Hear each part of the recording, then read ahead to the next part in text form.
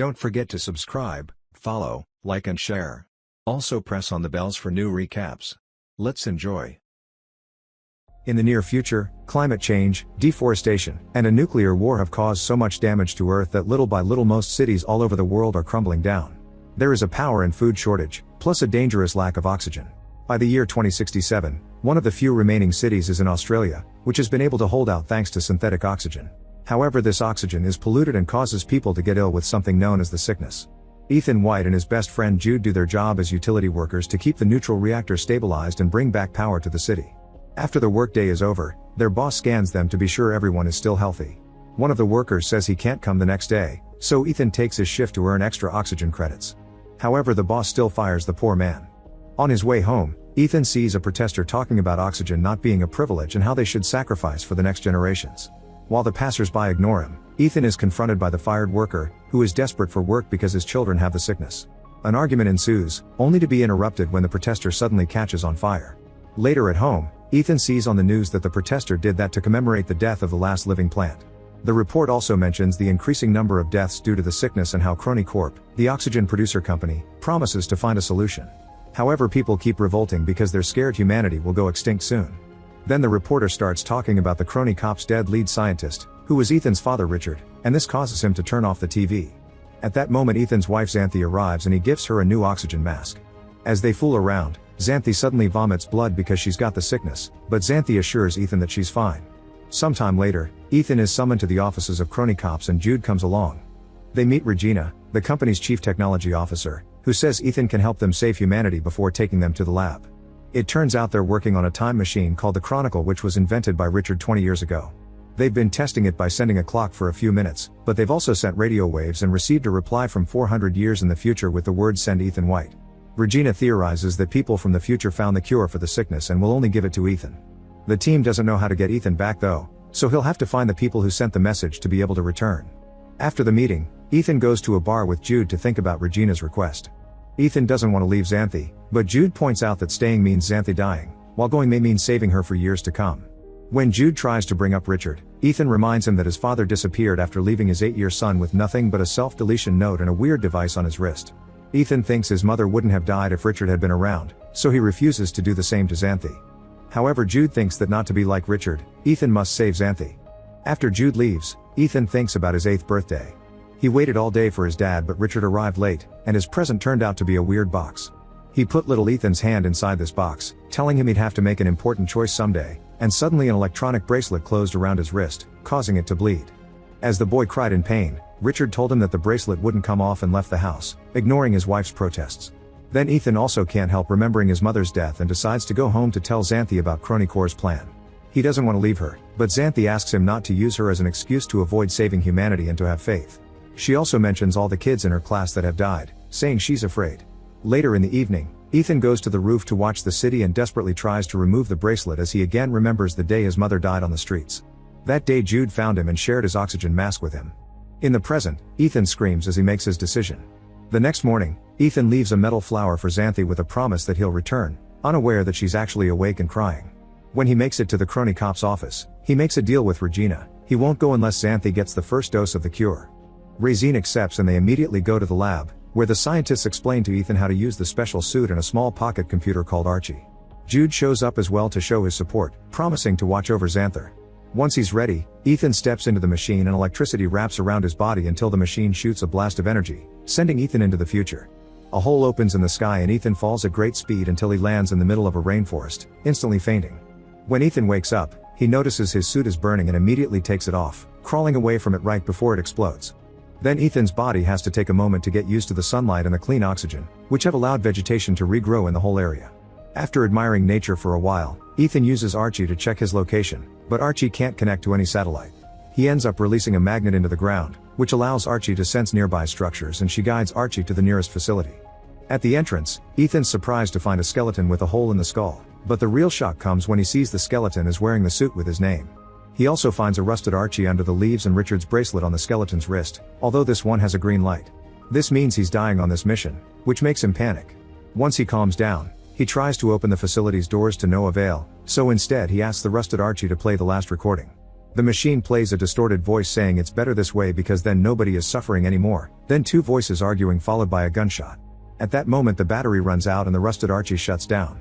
Then he notices a wire wrapped around the rusted Archie, so Ethan grabs some wire from his suit and wraps it around his own Archie, which allows her to finally detect a beacon signal. Ethan follows the signal through the forest and finds 2 oxygen dispensers, but not a single person. Later in the evening, Ethan starts a fire with Archie's help, although it takes him a while. He also finds some berries that Archie can't identify, so Ethan eats one and drops them because they taste awful. Next, Ethan asks Archie to use the constellations to confirm it's the year 2474, which makes him remember how he and Richard used to look at the stars together. However, the memory suddenly ends when Richard starts feeling sick, puking and hallucinating while a thunderstorm covers the area. Ethan watches a ball of light crash near his camp, and as his hallucinations get worse, he notices a man running toward him to stab him in the chest. Ethan passes out, and moments later, he wakes up to discover the mysterious guy is Jude, who injected him with medicine to cure the poison Ethan got from the berry. The next morning, Jude explains that Crony Corp is tracking Ethan's vitals and noticed he was dying, so they use their remaining power on the Chronicle to send Jude for help. Ethan shows Jude the skeleton, but Jude doesn't think that could possibly be Ethan. Afterward they use Archie to continue to track the signal, and eventually they find another facility, which scans Ethan's eye and instantly opens the door. It's very dark inside except for a glowing screen with Ethan's name on it. When he presses enter, the bracelet on his wrist activates and extracts blood to analyze his DNA. Thinking they're being attacked, Jude reveals he's brought a gun with him. Suddenly the light on the bracelet turns green, and now that Ethan's identity has been confirmed, the computer turns on the lights. The duo is shocked to discover that they're in Crony Corp's lab, and the computer announces that the portal will open in 4 hours. Jude is relieved, but Ethan is worried because his bracelet is green just like the skeleton's. Next, Ethan checks the computer logs and finds a holographic recording by Richard from the time he worked for Crony Corp. Richard explained that they buried a monitoring station, which would send data from the future when the air became breathable. In the next entry, the team prepared to receive a reply from 2474, but they only got the words "send Ethan White." Regina asked if they could send matter now, but the report indicated that there was a problem with the power in 2474. Suddenly the lab system goes off and the computer alerts Ethan of an issue with the nuclear core power. Ethan makes Archie run a diagnosis and they discover the power feed is corrupted, meaning they won't be able to return to 2067. The computer also warns them that if they don't fix the issue before the countdown ends, there will be a nuclear explosion. Jude rushes to find tools, but Ethan is stuck on the implications of what they've learned. Crony Corp knew about the power failure because they received the message long before calling him, and that message was set from here, meaning they've fixed this place and found a cure. He wonders why Crony Corp didn't tell them about the power failure and sent Jude instead of a medic, but Jude just says he was the only one who volunteered. Then Jude insists they should work on the repairs, but Ethan wants to analyze their situation first, which almost causes Jude to get aggressive. As Ethan steps back, Jude calms down and asks him to notice how serious the situation is, so Ethan agrees to go to the access tunnel for repairs as long as they search for the sender of the message afterward. The duo crosses the forest and heads to the city, only to find it in ruins and covered in vegetation.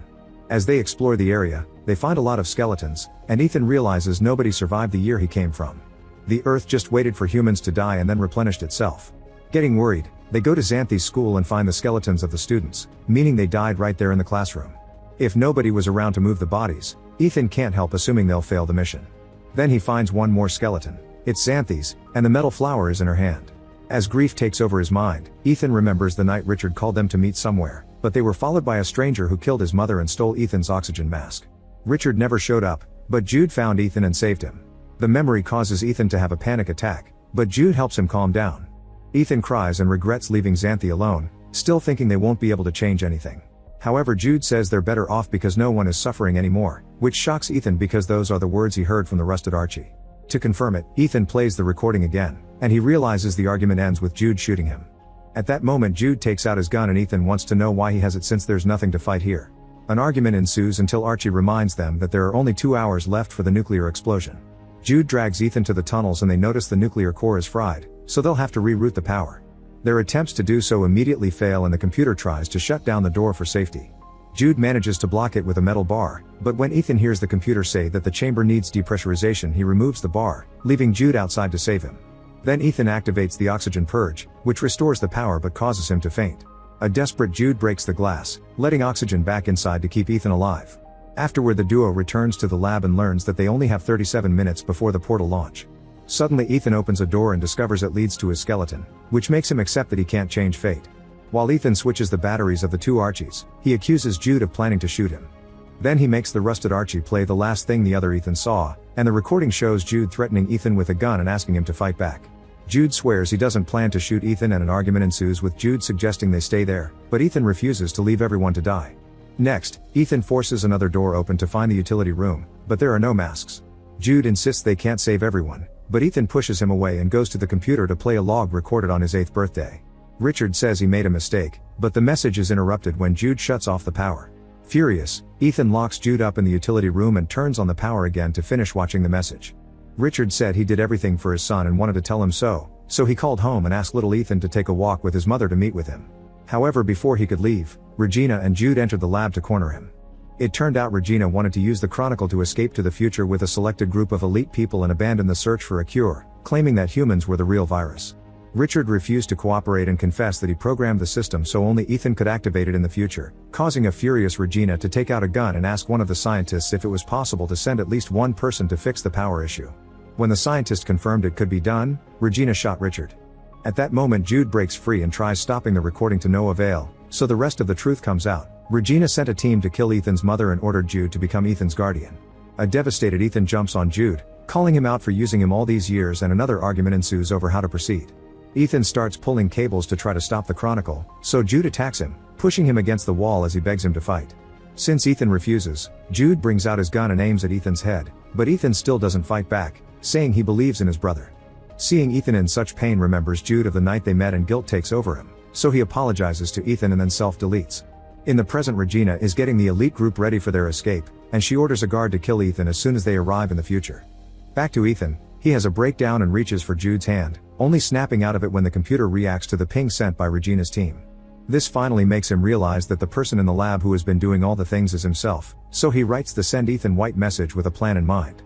In the present, Regina waits for the countdown to reach 0, but instead of a portal opening, the Chronicle shuts down. Inside the machine they find a gift from Ethan consisting of a bunch of plants, a can, and a video of Richard's murder. In the future, Ethan destroys the Chronicle so nobody will ever use it again. Soon newscasts in the present are covering Regina's arrest and how scientists are working with the plants to start ecological regeneration. A chronic cop employee brings the can to Xanthi because it has her name on it, and when she opens it, she cries when she sees a real flower. In the future, Ethan buries Jude's body by the river and leaves the metal flower on the grave. Suddenly he sees a butterfly nearby, and as he remembers his father teaching him that everything in the universe is connected through time, Ethan rushes back to the facility to discover his skeleton is gone. Excited about the possible changes, Ethan runs through the forest to reach the city again, and this time he discovers humanity has survived and developed buildings that safely blend with nature.